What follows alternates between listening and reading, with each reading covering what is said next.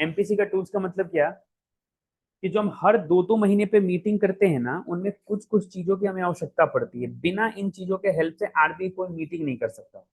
आपके घर वाले कहे कि भाई जा एसएससी की तैयारी कर, लेकिन हमारी तरफ से तेरे को कोई हेल्प नहीं मिलेगा, ना आने जाने के पैसे मिलेंगे, ना हम पैसे देंगे कोचिंग के, ना बुक्स के पैसे देंगे, ना पेन नोटबुक, किसी के पैसे नहीं देंगे।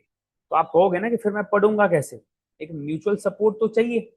वैसे ही इस देश की अर्थव्यवस्था को चलाने के लिए, इस देश के आर्थिक चीजों को चलाने के लिए आरबीआई को कुछ चीजों की जरूरत पड़ती है। और वो चीजें क्या हैं जिसके बारे में हम बात करेंगे।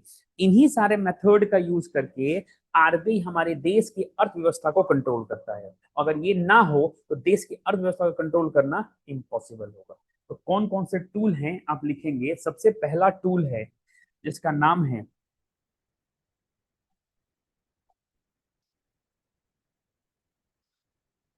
रेपो दर। इंग्लिश और हिंदी में एक ही होगा, रेपो दर। दूसरा,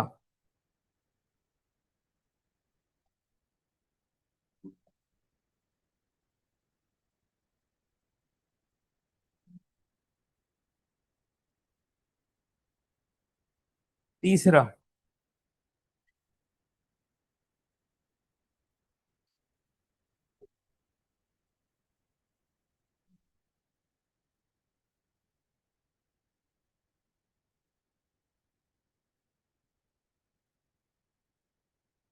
रिवर्स रेपो दर को इंग्लिश में भी रिवर्स रेपो दर ही कहेंगे।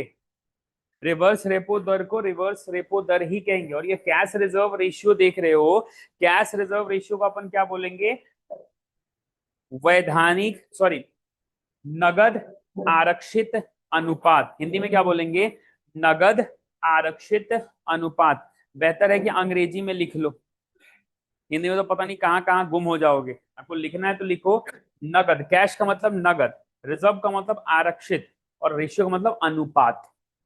तो नगद आरक्षित अनुपात। चौथा क्या है, स्टैचुटरी रेपो दर, रिवर्स रेपो दर, नगद आरक्षित अनुपात। चौथा लिखेंगे स्टैचुटरी लिक्विडिटी रेशियो। इसका मतलब ये हो गया वैधानिक तरलता अनुपात। जहां भी इकोनॉमिक्स में लिक्विड शब्द की बात आ जाए, समझने वहां पे फ्लो ऑफ मनी की बात हो रही है, कैश की बात हो रही है। आई बात समझ में। तो वैधानिक तरलता अनुपात हो गया। मार्जिनल स्टैंडर्ड फैसिलिटी, अंग्रेजी और हिंदी में यही बोलेंगे। ओपन मार्केट ऑपरेशन, जो आरबीआई एक टूल यूज करता है उसी को बोलते हैं ओपन मार्केट ऑपरेशन। ये 6 तरीके के टूल हैं जो आरबीआई हर 2-2 महीने पे आरबीआई इस टूल का इस्तेमाल करके क्या करता है, इस देश की अर्थव्यवस्था को कंट्रोल करने के लिए इंपॉर्टेंट रोल प्ले करता है।